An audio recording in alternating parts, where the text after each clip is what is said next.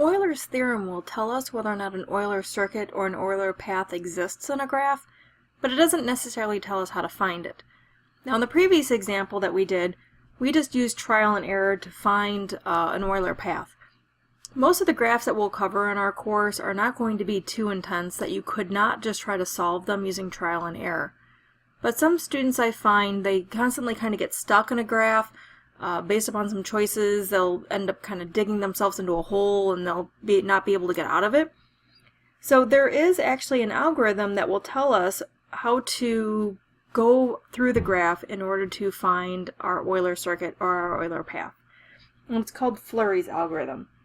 Now, as an FYI, an algorithm, if you're not familiar with that language, an algorithm is a procedure for accomplishing a task. Now, mathematics is full of algorithms. So, for instance, you want to add fractions, you're going to have a common denominator. You want to solve a quadratic equation, you should use the quadratic formula. But not all algorithms are mathematical in nature. So for instance, you want to make some chocolate chip cookies, you follow a recipe, which can be thought of as an algorithm. It's a procedure for accomplishing a task, which hopefully is the best chocolate chip cookie you've ever had. You want to be able to tie your shoe, you follow an algorithm to do that. So when when you're teaching a little kid how to tie their shoe and you're talking to them about making a loop or the bunny ears and how to knot them and things like that, you are showing them a procedure for accomplishing a task. So Fleury's algorithm is a procedure that tells you kind of what to do at a particular time if you want to find an Euler circuit or an Euler path. So let's go through the steps for the algorithm. Now first off, it says use Euler's theorem to determine whether or not an Euler path or an Euler circuit exists. Okay, so we're going to look at the degree of the vertices, so that way we kind of have an idea of what we're looking for. So assuming that one exists, now we'll go through the algorithm steps. Now if the graph has no odd vertices, so it therefore at least has one Euler circuit, which also then satisfies the criteria of being an Euler path, you're going to choose any vertex as the starting point. The only exception to that would be as if in the problem prompt they told you to start somewhere specific. Now if the graph has exactly two odd vertices, well therefore it only has an Euler path, you're going to choose one of the two odd vertices as the starting point. So this step talks about where to start. So in the next step it says begin to trace edges as you move through the graph. Number the edges as you trace them. Okay, so this will be kind of a key step so that way you can keep track of where you are and the order in which you grabbed edges. Since you can't trace any edges twice in Euler paths and Euler circuits, once an edge is traced, consider it to be invisible. Now in some aspects for some students I find it really to be helpful if they truly make it invisible, which means with your pencil you are going to make a copy of the graph that you're looking at, and as you go through and travel edges to actually physically remove them from the graph so you truly do make them invisible and they're not there anymore. I'll work through an example so you can kind of see what that looks like. Now this is the key step in Fleury's algorithm. When faced with a choice of edges to trace, if possible, choose an edge that is not a bridge. Now as a reminder, a bridge is defined in graph theory to be an edge that if you were to remove it, it causes the graph to be disconnected. Okay.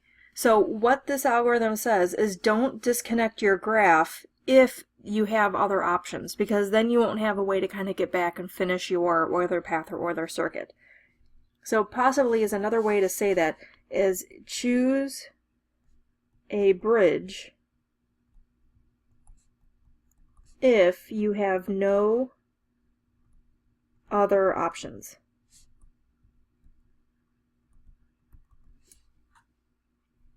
And you keep doing this until the entire graph has been traced once. So let's go ahead and see this algorithm in action. So on this graph, for step 1, I'm going to use Euler's theorem to determine whether or not this graph has an Euler path or an Euler circuit. So I'm going to find the degree of all the vertices. This vertex has degree 2, this vertex has degree 4, this vertex has degree 4, 2, 1, 2, 3, 4. Okay, this has degree 5, so this graph cannot have an Euler circuit. This vertex down here has degree 2, 4, 4, 4, Over here at I, this has degree 2, and J has degree 1, 2, 3, 4, 5. Alright, so there are my two odd vertices. So maybe I'll go ahead and mark these in red, just to really make them stand out. I'm going to have to start at one of those odd vertices and end at the other one. So I'm going to choose to start over here at J, and first I'll travel up to A, so I'm going to mark that edge as 1. Now to make sure that those numbers kind of stay separate from my degrees, I like to circle them, just to kind of separate out my two different types of numbering. So this is a numbering that's marking this edge. Now here's where it might be helpful for some people to actually create a copy of the graph and come through with your pencil and erase it. So I'm going to come over here with a white pen and I'm just going to erase this edge. It doesn't exist anymore. Notice I left the vertices. Okay. So here's my graph I'm looking at so far. Now in this graph, right here, this edge is a bridge. If I were to remove it right now, A would be disconnected from the rest of the graph. But considering where I'm at, I have no choice. I have to travel this edge. It's my only way to get out of vertex A. So that's what step 4 is saying. It's saying when faced with a choice of edges to trace, you want to choose an edge that's not a bridge. Now you're only going to choose the bridge if you have no other options. So like right here, I have no other options. I have to travel that edge. So that's going to be the next edge that I travel.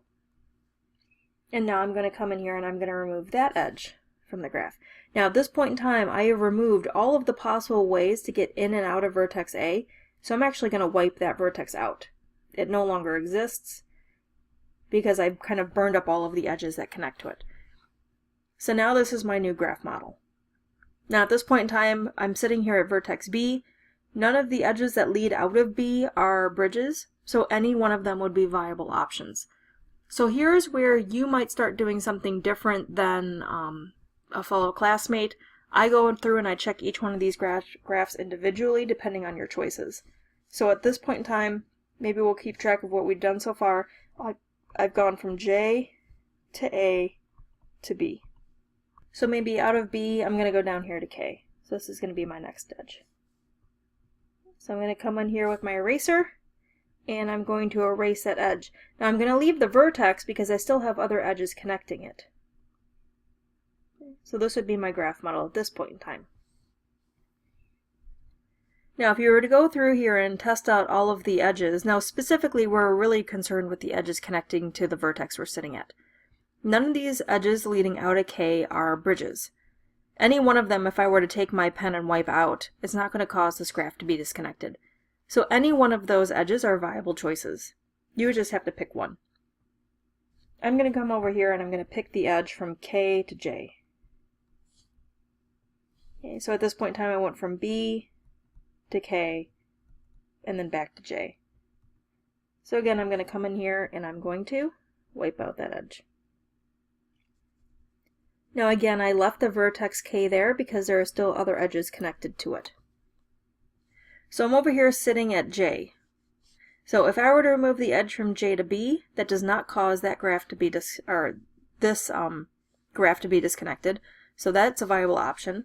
If I were to remove this edge from J to I, this graph is still connected, so that's a viable option. And if I were to travel this edge from J to H, that's still a viable option.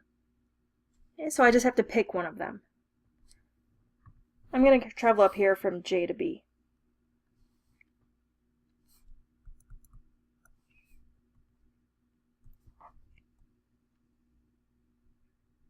So I'm going to come over here and erase it.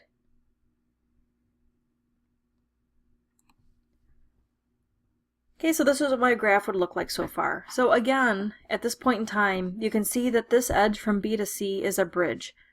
If you were to remove it, it would cause B to be disconnected from the rest of the graph. Except again, that's my only option. I'm sitting here at vertex B, I've got to get out of it. So this is where, again, for this last step, it says that you're only going to walk across a bridge if you have no other options.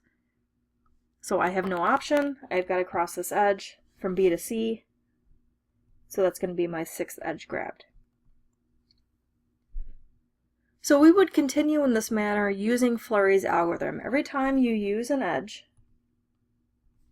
you would imagine it being removed from the graph. So now since I've used this edge and I've used up all of the ways to get in and out of B, I can just totally erase that vertex too.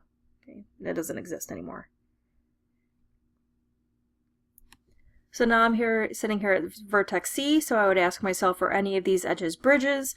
If any of them was, then I would have to travel an edge that is not a bridge. So you leave your bridges for last. So here's where then, as you start kind of going through these, if you are not told to use Fleury's algorithm, you don't necessarily have to. It's just a way to make sure that you don't get yourself stuck somewhere without a way to get out of it. You start assessing, do I have any edges that are bridges, and you just save those for last. So at this point in time, I'm just going to come over here and maybe finish this graph. So I'm going to come down here to L, over here to K. So sitting here at K, I've only got one way to get out of it. I have to come down here to H. So from H, I'm going to close off this section. So this is kind of how I go about this without using Fleury's algorithm. I try to close off sections of the graph so I don't have to come back over there and possibly get myself stuck. So I'm going to come from H to I, then I to J, then J back to H. So now I've kind of closed off that section of the graph. So I'm sitting here at H, I only have one way to get out of it. I'm going to come over here to G. Alright, so I'm sitting here at G. Maybe I'll come up here to L. Maybe over here to E, because that's the only way to get out of L at that point. Okay, now remember, E is my other odd vertex, so this is where I'm going to end. So let's see here. Maybe I'll come down here, then over, then up. So I've kind of closed off that section, and I'm sitting here back here at E. Now I'll play that same game up here. So then this will be over here to C, then to D, and then finally to E. Alright, so I started at one odd vertex and I ended at the other odd vertex. Now you could have made some different decisions along the way, but when I go to grade these, this is what I would look for. This graph only has an Euler path, not an Euler circuit. Your Euler path has to start at one of the odd vertices and end at the other one. That's the first thing that I check. Assuming that you have your odd vertices for your starting and ending points, then the other things I look for is I do look for your numbering. Okay, so I will want you to number your edges in the order of travel.